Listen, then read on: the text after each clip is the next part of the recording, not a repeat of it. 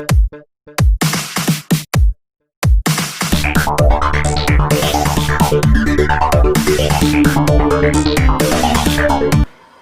Dear students, welcome to the Phys Frame. आज हम class 12th का नेक्स्ट टॉपिक जिसका नाम है इलेक्ट्रिक फ्लक्स, इसे डिस्कस करेंगे। तो आइए चलिए स्टार्ट करते हैं। इलेक्ट्रिक फ्लक्स समझने से पहले हमें समझना होगा कि एरिया वेक्टर क्या होता है। एरिया वेक्टर अब तक आपने पढ़ा होगा, एरिया जो है वो एक स्केलर क्वांटिटी होती है। मान लीजिए ब्लैक बोर्ड है, ठीक है, रेक्टेंगल शेप का है, इसकी लेंथ कुछ L आपको गिवन होगी, इसकी ब्रेड्थ आपको B गिवन होगी। तो इसका एरिया कितना हो जाएगा, रेक्टेंगल है तो एरिया कितना हो जाएगा, L भी हो जाएगा सिंपली, है ना। एरिया को हम S से डिनोट कर देते हैं, है ना, सरफेस एरिया है तो इसको S से डिनोट कर दिया मैंने। ये तो एक स्केलर क्वांटिटी है, बट एरिया वेक्टर क्या है। देखिए यहां पर अगर मैं ये क्या चीज़ है, ये क्या चीज़ है ब्लैक बोर्ड के, यूनिट आउटवर्ड नॉर्मल वेक्टर। क्या है ये, यूनिट आउटवर्ड है, बाहर की तरफ है। यूनिट वेक्टर का मतलब क्या हुआ, जिसका मैग्नीट्यूड कितना हो गया, 1 हो गया। मैग्नीट्यूड कितना हो गया, 1 हो गया। उस सबको क्या बोलते हैं, वो सब यूनिट वेक्टर्स होते हैं जिसका मैग्नीट्यूड 1 होता है, ठीक है। अब यहां per unit outward normal, normal किसके, इस एरिया के, ठीक है। यूनिट आउटवर्ड नॉर्मल वेक्टर है, उसको मान लीजिए उसकी डायरेक्शन ये है ना, उसकी डायरेक्शन ये है, उसको एन कैप से डिनोट कर देते हैं मान लीजिए। अब सिंपली मैंने क्या किया, इस सरफेस एरिया को एन कैप से मैंने मल्टीप्लाई कर दिया, तो अपने पास क्या आएगा, अपने पास आएगा एरिया वेक्टर, क्योंकि आपने एरिया को एक वेक्टर से मल्टीप्लाई किया है। एरिया को एक वेक्टर से मल्टीप्लाई किया है। अब आपसे कोई पूछे इस एरिया वेक्टर की डायरेक्शन क्या होगी, तो देखिए यहां पर ये वही डायरेक्शन होगी जो आपने एरिया के साथ जिस वेक्टर को मल्टीप्लाई किया है उस वेक्टर की क्या डायरेक्शन है। ये क्या है, unit outward normal vector, unit outward normal vector. अब इस ब्लैक बोर्ड के यूनिट आउटवर्ड नॉर्मल वेक्टर कौन सा है, ये वाला है ना, ये वाला है। तो ये इसकी डायरेक्शन है, ठीक है। तो एन कैप की डायरेक्शन अगर ये है तो एस वेक्टर की डायरेक्शन भी यही होगी, ठीक है। This is called area vector, this is called area vector. अब मान लीजिए इस ब्लैक बोर्ड में से बहुत सारी number of field lines, electric field lines क्या कर रही हैं, एंटर कर रही हैं, तो दूसरी तरफ लीव भी कर रही होंगी, है ना। दूसरी तरफ क्या कर रही होंगी, लीव कर रही होंगी। तो मेरा कहने का मतलब यह है कि total number of electric field lines जो इस एरिया में से पास कर रही हैं वही क्या है, इलेक्ट्रिक फ्लक्स है। वही क्या है, इलेक्ट्रिक फ्लक्स है। मतलब the total number of electric field lines, the total number of electric field lines passing through a given area. So the total number of electric field lines which are passing through a given area is called electric flux. Is called electric flux. Denote करने का तरीका phi से इसको denote किया जाता है। किससे denote किया जाता है, फाई से। अब फाई को डिफाइन कैसे करें, फाई को डिफाइन किया जाता है इलेक्ट्रिक फील्ड वेक्टर E, ठीक है, क्योंकि डायरेक्शन है इलेक्ट्रिक फील्ड लाइंस की। इलेक्ट्रिक फील्ड लाइंस कैसे जा रही हैं, ठीक है, इसमें से ऐसे एंटर कर रही हैं, दूसरी साइड लीव करने लग रही हैं। तो इलेक्ट्रिक फील्ड लाइंस को कैसे शो करते हैं, इलेक्ट्रिक फील्ड E से डिनोट करते हैं, डॉट मतलब डॉट प्रोडक्ट। आपको पता है वेक्टर्स को दो तरीके से मल्टीप्लाई किया जा सकता है। कैसे, या तो डॉट प्रोडक्ट लीजिए आप, क्या लीजिए, डॉट प्रोडक्ट, या फिर क्रॉस प्रोडक्ट लीजिए, क्रॉस प्रोडक्ट। अगर आपको ये नहीं पता है डॉट क्रॉस प्रोडक्ट क्या होते हैं, तो आप, मेरी वीडियो है वेक्टर्स के ऊपर, इंट्रोडक्शन टू वेक्टर्स, आप उस पर जा सकते हैं, आप इसकी जो है देख सकते हैं डॉट प्रोडक्ट क्या होता है और क्रॉस प्रोडक्ट क्या होता है, ठीक है। So E dot product with this area vector, this is called electric flux. इस तरीके से इसको डिनोट किया जाता है। अब ऑब्वियसली ये भी एक वेक्टर क्वांटिटी है, ये भी एक वेक्टर क्वांटिटी है, दोनों का डॉट प्रोडक्ट ले रहे हो आप लोग, तो इसका मतलब क्या हुआ, फाई क्या हुआ, एक स्केलर क्वांटिटी हो गया, है ना। जैसे मान लीजिए इलेक्ट्रिक फील्ड की डायरेक्शन हुई आई कैप, इसकी डायरेक्शन हुई I cap, then I cap dot I cap is 1। तो 1 क्या है, क्या ये वेक्टर क्वांटिटी है, नहीं, ये क्या है, स्केलर क्वांटिटी है। That means electric flux is a scalar quantity, ये बात आप जान लीजिए। Electric flux is a scalar quantity, phi से इसको डिनोट किया जाता है। क्या होता है, ये total number of electric field lines which are passing through a given area, उसी को हम इलेक्ट्रिक फ्लक्स कहते हैं। इसका फॉर्मूला जो होता है वो क्या होता है, electric field dot product with the area vector, ठीक है। और एरिया वेक्टर की डायरेक्शन क्या होती है, एरिया वेक्टर की डायरेक्शन वही होगी जो एन कैप की डायरेक्शन होगी, यानी कि unit vector which is normal to the surface, है ना। सरफेस के नॉर्मल जो है, आउटवर्ड जो है यूनिट वेक्टर होगा, वही उसकी डायरेक्शन होगी एस वेक्टर की, यानी कि एरिया वेक्टर की वही डायरेक्शन होगी। और इलेक्ट्रिक फील्ड वेक्टर की डायरेक्शन आपको पता ही है। हो सकता है क्वेश्चन के अंदर गिवन हो सकता है क्वेश्चन के अंदर गिवन हो, या फिर आपको पता है ये चीज़, ठीक है, कि पॉजिटिव से ये निकलती हैं बाहर और नेगेटिव की तरफ ये क्या करती हैं, ठीक है। यही डायरेक्शन इलेक्ट्रिक फील्ड की हमेशा होती है, ठीक है। अब बात आती है it is a scalar quantity. यहां से मुझे पता चला it is a scalar quantity, it is a scalar quantity. एक तो ये बात मुझे यहां से पता चला। दूसरी बात देखिए यहां से, दूसरी बात यहां से आती है कि फाई के डायमेंशंस क्या होंगे, ठीक है। फाई के डायमेंशंस देखते हैं अब। डायमेंशंस, तो देखिए डायमेंशंस हमने फाइंड आउट करने हैं। सबसे पहले आप देखिए इलेक्ट्रिक फील्ड जो है इसके डायमेंशंस क्या होंगे। इलेक्ट्रिक फील्ड कैसे डिफाइन करते हैं, F vector divided by charge, और ये क्या है, एरिया है। एरिया का क्या होता है, area vector that means area, that means L square, simply L square होता है इसका। एफ क्या होता है, m1 l1 t-2, ये होता है इसका डायमेंशन, डिवाइडेड बाय चार्ज है। चार्ज का क्या होता है, I इज इक्वल टू क्या होता है, चार्ज पर यूनिट टाइम, तो चार्ज का कितना हो जाएगा, IT, that means ampere time, that means ampere time, ठीक है। और एल स्क्वायर से आपने क्या करना है, इसको मल्टीप्लाई करना है। कितना आ गया यहाँ से, m1 l3 t-3 और A inverse. This is the dimension of electric flux. फिर बात करते हैं इसकी यूनिट क्या होगी, इसकी SI यूनिट क्या है, इसकी SI यूनिट क्या है। सबसे पहले जानिए इलेक्ट्रिक फील्ड की SI यूनिट क्या है। ये क्या है, force per unit charge, that means Newton per coulomb, ठीक है, न्यूटन पर कूलम्ब। और इसके साथ क्या है, एरिया है। एरिया का क्या होता है SI unit, metre square. So this is the SI unit of electric flux, ठीक है। यहां से जाना हमने फॉर्मूला क्या है, electric flux is a scalar quantity, electric flux के डायमेंशंस ये होते हैं, इसकी SI यूनिट ये है। अब बात करते हैं कि हमें कोई सरफेस गिवन है और हमें उसमें क्या फाइंड आउट करना है, इलेक्ट्रिक फ्लक्स जो है उसका फाइंड आउट करना है, ठीक है। कैसे फाइंड आउट करेंगे, मान लीजिए सरफेस है अपने पास, ठीक है, सरफेस है S। यहां पर हमने क्या करना है, इस सरफेस S को हमने स्मॉल स्मॉल एरिया एलिमेंट्स के अंदर तोड़ना है इसको, है ना। ये कंप्लीट एक एरिया स्पेसिफाई कर रहा है ना। ये 2 डायमेंशनल क्या है, सरफेस है, तो इसका एरिया होगा कुछ। हमें क्या करना है, इसको स्मॉल जो है एरिया एलिमेंट्स में ब्रेक कर देना है। तो मान लीजिए एक स्मॉल एरिया एलिमेंट यहां आ गया, ठीक है। अच्छा, यहां पर मान लीजिए इसमें से जो इलेक्ट्रिक फील्ड लाइन पास हो रही है उसकी डायरेक्शन है ये वाली डायरेक्शन मान लेते हैं। इसमें से जो इलेक्ट्रिक फील्ड लाइंस पास हो रही है उसकी डायरेक्शन क्या है, ये वाली है, ठीक है। ऑब्वियसली सारे में से पास हो रही होगी, लेकिन एक छोटा सा एरिया एलिमेंट में से इतनी पास हो रही होगी, ठीक है। और हमने इसके साथ स्पेसिफाई करना है इसका unit vector outward to this normal vector, वो कितना हो जाएगा, इधर हो जाएगा।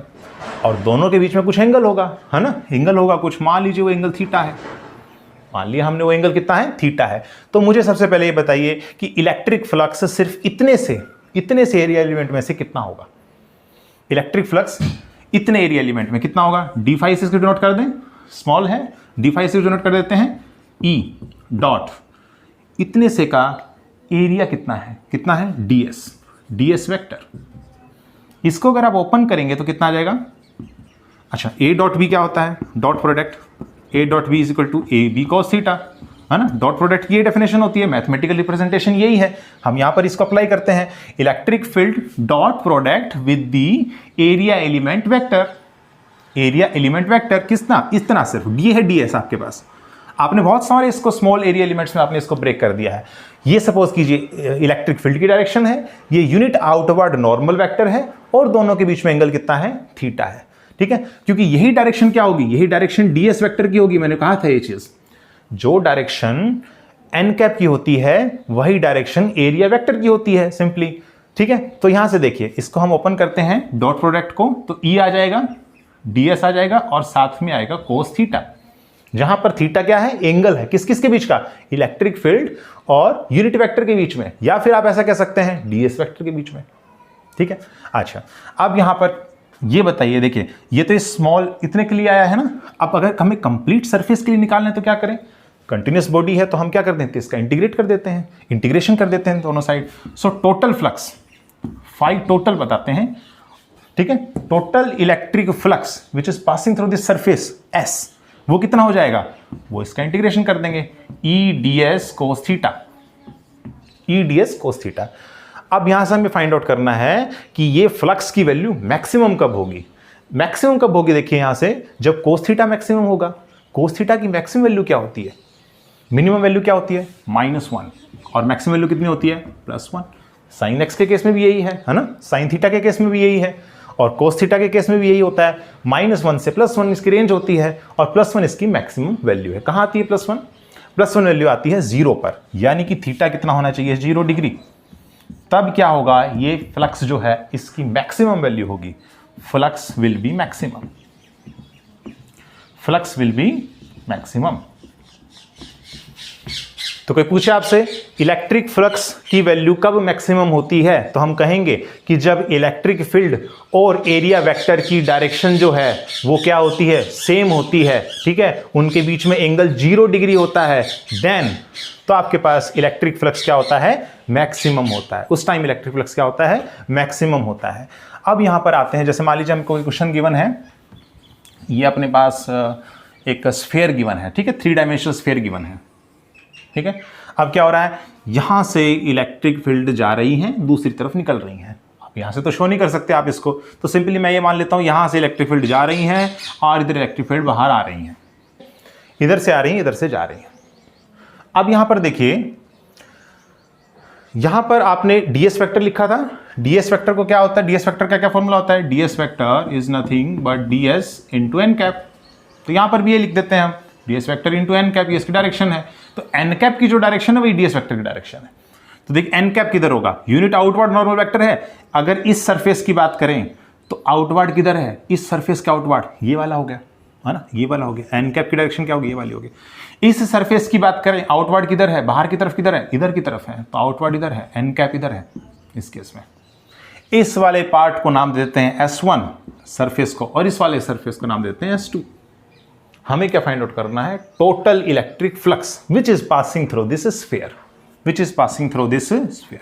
क्या वैल्यू होगी इसकी, फाई क्या होता है, E vector dot product with the area vector. ठीक है, इसका ओपन करेंगे, then E S cos theta.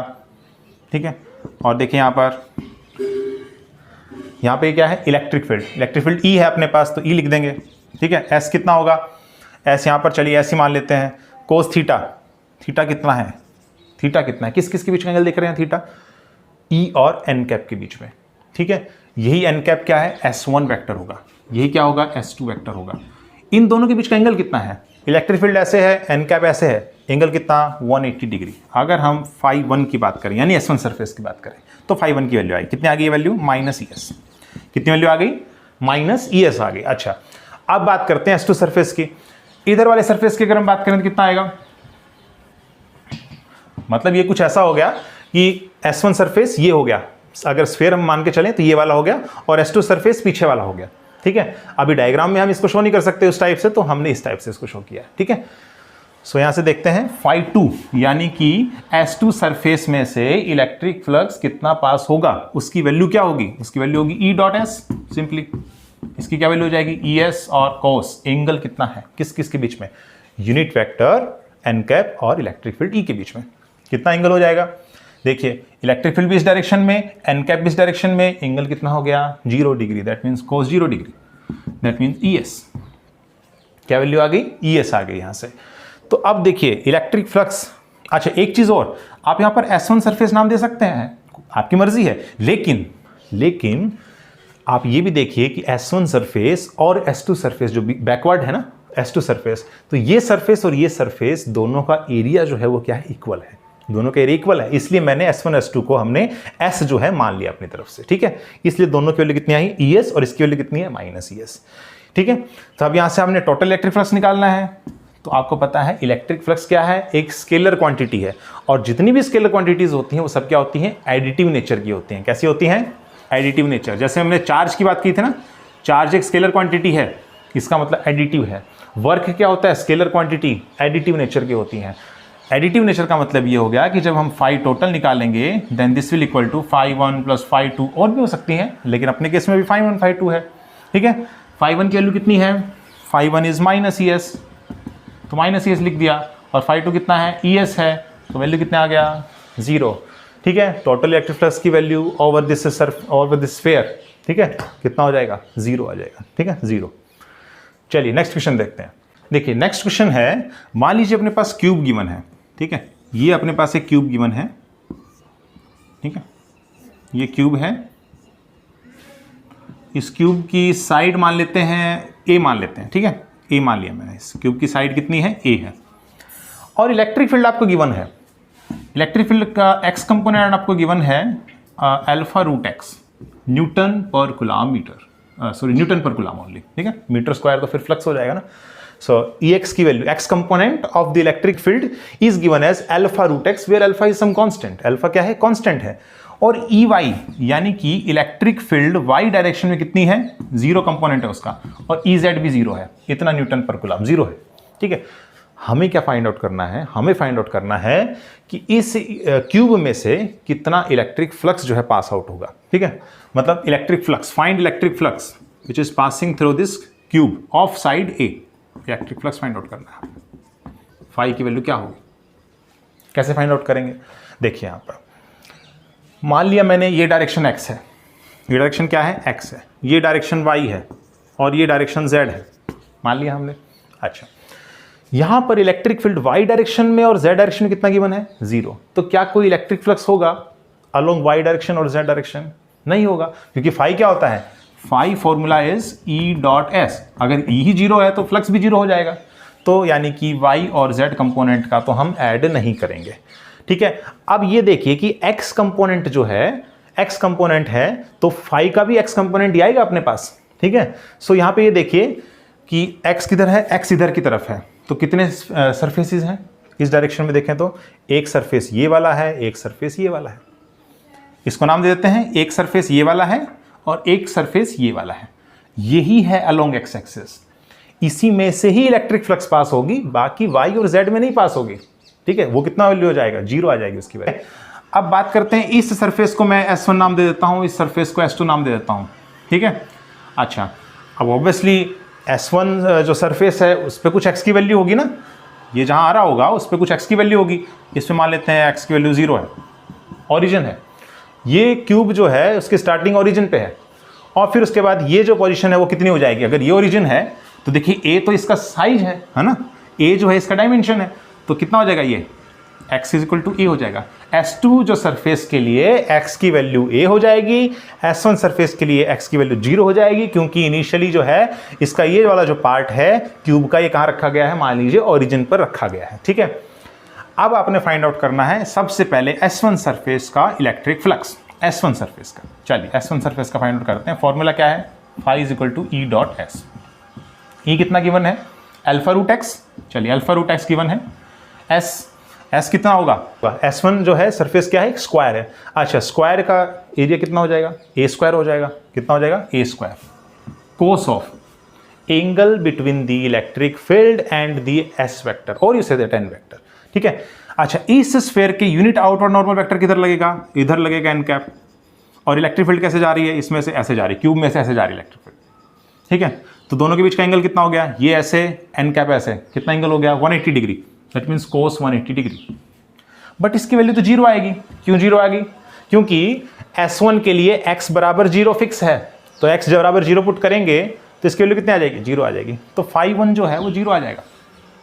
अब बात करते हैं फाई 2, फाई 2 की वैल्यू कितनी हो जाएगी, E डॉट S2, इसको S1 सरफेस नाम देते हैं, ठीक है, S2, देन E की वैल्यू कितनी है, alpha root X, alpha root X, S2 जो सरफेस है वो भी क्या है, एक स्क्वायर है, स्क्वायर का एरिया कितना है, ये स्क्वायर है, और कोस ऑफ एंगल देखिए, इलेक्ट्रिक फील्ड ऐसे जा रही है, इलेक्ट्रिक फील्ड ऐसे, और unit outward normal vector BC direction में, एंगल कितना दोनों के बीच में, 0 degree, that means cos 0 degree. चलिए यहां से देखते हैं, x की वैल्यू है, x की वैल्यू है a, तो अल्फा रूट a स्क्वायर, कोस 0 की वैल्यू 1 हो जाएगी, तो सिंपली इसकी वैल्यू कितनी आ गई, अल्फा, और इसकी वैल्यू कितनी हो जाएगी, a ऑफ 2 प्लस हाफ, कितना वैल्यू आ गया, 5/2, है ना, 5/2। और आपको पता है इलेक्ट्रिक फ्लक्स हमें फाइंड आउट करना है ओवर दिस होल क्यूब, तो y और z में तो है नहीं, x की तरफ है, S1 और S2 दोनों क्या हो जाएंगे, ऐड हो जाएंगे, ठीक है, φ1 और φ2 ऐड हो जाएंगे, क्योंकि क्या है, ये स्केलर क्वांटिटी है, ठीक है। तो 0 plus alpha A to the power 5/2, answer क्या आ गया, alpha A to the power 5/2 newton per coulomb metre square, इसकी unit, newton per coulomb metre square, ये हमने इसके साथ स्पेसिफाई कर दिया। This is the total amount of the electric flux which is passing through this cube. ठीक है, चलिए एक और एग्जांपल देखते हैं। मान लीजिए ये अपने पास एक सिलेंडर गिवन है, ठीक है, और इस सिलेंडर को हमने प्लेस किया है अलोंग एक्स एक्सिस। ठीक है, ये एक्स एक्सिस है अपने पास, अलोंग एक्स एक्सिस हमने क्या प्लेस किया है, इसको सिलेंडर को प्लेस किया है। ठीक है, अच्छा, इसका जो सेंटर है, ठीक है, इसका जो सेंटर ये कॉन्साइड कर रहा है ओरिजिन के साथ, मतलब ये क्या है, जीरो है, एक्स बराबर कितना है, जीरो। सेंटर कॉन्साइड कर रहा है, ठीक है, किसके साथ, ओरिजिन के साथ। ओरिजिन नाम दे देते हैं, वो नाम दे देते हैं ओरिजिन का। ठीक, अच्छा, इस सिलेंडर की जो लेंथ है वो आपको गिवन है, सिलेंडर की जो लेंथ है वो आपको गिवन है 20 मीटर गिवन है। मान लीजिए 20 मीटर, अगर 20 मीटर गिवन है और ये ओरिजिन है तो इधर कितना हो गया 10, इधर कितना हो गया 10, तो ये यहाँ पर कितना होगा -10 मीटर और यहाँ पर कितना होगा +10 मीटर। इलेक्ट्रिक फील्ड आपको गिवन है, मान लीजिए इलेक्ट्रिक फील्ड आपको गिवन है, क्योंकि इलेक्ट्रिक फील्ड आपको गिवन होगा क्वेश्चन के अंदर। ठीक है, अगर इलेक्ट्रिक फील्ड गिवन नहीं है तो फिर वो आगे हम पढ़ेंगे, गॉस लॉ से हमको निकालना पड़ेगा इलेक्ट्रिक फील्ड की वैल्यू। ठीक है, अभी तक आपको मैं दे देता हूं इलेक्ट्रिक फील्ड की वैल्यू। ठीक है, यहां पर आपको गिवन है -200 आई कैप, इतना Newton per coulomb for x less than 0, यानी कि x लेस देन 0 के लिए इलेक्ट्रिक फील्ड की वैल्यू है -200 आई कैप। आई कैप हमें डिनोट कर रहा है डायरेक्शन क्या है इलेक्ट्रिक फील्ड की। ठीक है, डायरेक्शन क्या है, और +200 आई कैप न्यूटन पर कूलम, ये हमें गिवन है फॉर x ग्रेटर देन 0। ठीक है, अच्छा, इसका रेडियस भी आपको गिवन है, इसका रेडियस जो है सिलेंडर का आपको गिवन है 5 सेंटीमीटर, और आपने वही फाइंड आउट करना है इलेक्ट्रिक फ्लक्स। ठीक है, तो देखिए यहां पे सबसे पहले इलेक्ट्रिक फील्ड की डायरेक्शन देखिए, 200 into minus I cap, minus I cap means minus X axis, minus X axis किधर है, इधर है, मतलब इलेक्ट्रिक फील्ड इधर की तरफ है, कितना 200 न्यूटन पर कूलम, ये डायरेक्शन हो गई। ठीक है, माइनस आई कैप तो सिर्फ डायरेक्शन बता रहे हैं हमें, मैग्नीट्यूड कितना है 200 है। ठीक है, अच्छा, इसके बाद आते हैं इस सरफेस के लिए यूनिट वेक्टर की डायरेक्शन क्या होगी, आउटवर्ड टू द सरफेस, यानी कि इस डायरेक्शन में एन कैप की ये डायरेक्शन होगी। अच्छा, ये डायरेक्शन कौन सी है, माइनस आई कैप, ये डायरेक्शन क्या है, माइनस आई कैप। ठीक है, अच्छा, ये डायरेक्शन होगी। अब बात करते हैं इस वाले सरफेस के लिए। ठीक है, इस वाले सरफेस के लिए मतलब x ग्रेटर देन 0 है ना, x ग्रेटर देन 0 कितना गिवन है, 200 इंटू प्लस आई कैप, प्लस आई कैप मतलब plus x axis, that means magnitude कितना है इसका 200 न्यूटन पर कूलम इस डायरेक्शन में इलेक्ट्रिक फील्ड गिवन है आपको। और यूनिट आउटवर्ड नॉर्मल वेक्टर किधर होगा, वो भी इसी डायरेक्शन में होगा, है ना, outward to the surface. Surface नाम दे देते हैं इसका S1 नाम दे देते हैं और इसका S2। ठीक है, सो एन कैप का भी नाम दे दो, एन कैप 1 और एन कैप 2, है ना, ये यूनिट आउटवर्ड नॉर्मल वेक्टर है टू द सरफेस S1, ये यूनिट आउटवर्ड नॉर्मल वेक्टर है टू द सरफेस S2। ठीक है, सो फाई जो है total flux passing through this cylinder कितना हो जाएगा, phi is equal to φ1 plus φ2, इतना वैल्यू आ जाएगा। ठीक है, φ1 फाइंड आउट करते हैं, चलिए φ1 क्या वैल्यू आएगा, E डॉट एस वेक्टर। ठीक है, क्या वैल्यू आ जाएगा, ES कोस, एंगल कितना है, इलेक्ट्रिक फील्ड इधर, एन कैप या S1 भी इधर, तो कितना है, देखिए दोनों के बीच में एंगल 0 डिग्री है, तो it means cos 0 degree. Electric field की वैल्यू 200 और एरिया कितना है, इसका एरिया कितना है, बेस क्या होता है, सिलेंडर का बेस क्या है, सर्कल है, सर्कल का एरिया क्या होगा πr², यानी कि πr, रेडियस कितना गिवन है 5 सेंटीमीटर, बट सेंटीमीटर है, ऐसा यूनिट आपको, ये ऐसा यूनिट में गिवन है और ये सेंटीमीटर में है, तो इसको कन्वर्ट कर देते हैं, कितना आ जाएगा 0.05 मीटर, दैट मीन्स 0.05 मीटर इसका होल स्क्वायर। ठीक है, ये तो बात हुई φ1 की। अब बात करते हैं φ2 की, अब बात किसकी करते हैं, φ2। ठीक है, φ2 देखिए इसका वैल्यू कितना है, E का 200, ठीक है, E डॉट, ये S1 है, ये S1 है, यहाँ पे आ जाएगा E डॉट S2। ठीक है, E dot S2 that means ES2 cos of, angle देखिए कितना है, N2 कैप भी इधर या S2 इधर और इलेक्ट्रिक फील्ड भी इधर, एंगल कितना, अभी अगेन 0 डिग्री है, फिर दोबारा से 0 डिग्री आया है। ठीक है, तो 200 इलेक्ट्रिक फील्ड और S2 ये भी क्या है, एक सर्कल है, तो πr², पाई इंटू आर कितना है 0.05 इसका होल स्क्वायर, यही आ जाएगा। ठीक है, दोनों सेम है, दोनों क्या है, सेम है, तो दोनों का हम ऐड कर देंगे सिंपली, दोनों का ऐड करेंगे तो आंसर कितना आ गया, आंसर अपने पास आ जाएगा सिंपली 400 पाई 0.05 इसका whole square newton per coulomb metre square. This is the total electric flux which is passing through this cylinder. ठीक है, if it is given the electric field. अब आगे जाके आप गोसला अगर पढ़ेंगे तो इलेक्ट्रिक फील्ड आपको गिवन नहीं होगा, फिर आपको इलेक्ट्रिक फील्ड फाइंड आउट करना होगा। आगे हम पढ़ेंगे गोसला, ठीक है, नेक्स्ट अपने गोसला ही पढ़ना है, ठीक है, इलेक्ट्रिक फ्लक्स के बाद, तो वहां पर हम इसको देखेंगे। सो this is the answer of this question, ठीक है, ये अपने पास आंसर आया, आप इसको सॉल्व कर लीजिएगा, ठीक है। सो this is all about the electric flux. Electric flux के बारे में आज हम इतना ही पढ़ेंगे। आप और भी क्वेश्चंस कर सकते हैं इलेक्ट्रिक फ्लक्स के ऊपर। आज की वीडियो में सिर्फ इतना ही। अगर आपको वीडियो पसंद आई है तो आप इसे लाइक कीजिए, कमेंट कीजिए, शेयर कीजिए और चैनल को सब्सक्राइब कीजिए। Thank you.